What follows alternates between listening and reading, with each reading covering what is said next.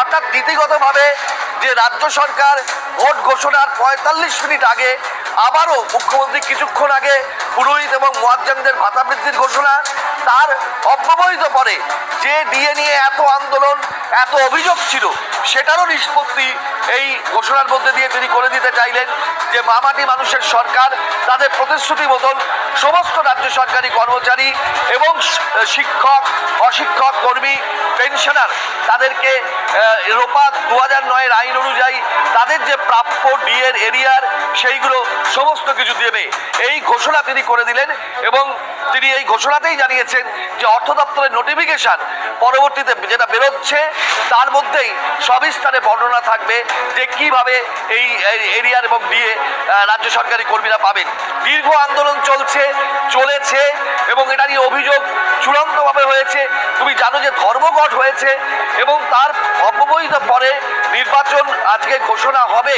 Election commission of India সেটা জানিয়ে দেওয়ার পরে বিকেল 4টে বাজে যখন আর মাত্র 40-45 মিনিট বাকি, তখন একেবারে শেষ লগ্নে এসে রাজ্য সরকারের তরফে মুখ্যমন্ত্রী নিজে পোস্ট করে এই ঘোষণা করছেন। অর্থাৎ একটা বিষয় পরিষ্কার যে রাজ্য সরকারের বিরুদ্ধে যে সমস্ত অভাব, অভিযোগ, যে সমস্ত বিষয়গুলো ছিল সেইগুলোর যাবতীয় জায়গা নিষ্পত্তি করতে চাইছে রাজ্য, এইটা পরিষ্কার।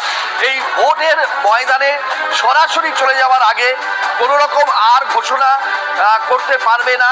নির্বাচনী আচরণবিধি লাগু হয়ে গেলে ঠিক তার আগের মুহূর্ত পর্যন্ত রাজ্যের এই একের পর এক ঘোষণা, একের পর এক গুরুত্বপূর্ণ ঘোষণা পাওয়ার, যেগুলো রাজ্য সরকারি কর্মচারীদের পাওনা, যেটা নিয়ে বিস্তর অভিযোগ দিচ্ছে না রাজ্য, সুপ্রিম কোর্টের নির্দেশ সত্ত্বেও দিচ্ছে না, বারবার বলা হয়েছে, আন্দোলন হয়েছে, তারপরেও রাজ্য সরকার কিছু বলেনি। কিন্তু একেবারে শেষ লগ্নে এসে রাজ্য সরকারি কর্মচারীদের পাওনা দিয়ে দেওয়ার যে কথা ছিল সুপ্রিম কোর্টের নির্দেশ মতন, সেইটা দেওয়া হবে, সেই ঘোষণা মুখ্যমন্ত্রী কিন্তু এই কিছুক্ষণ আগে করলেন।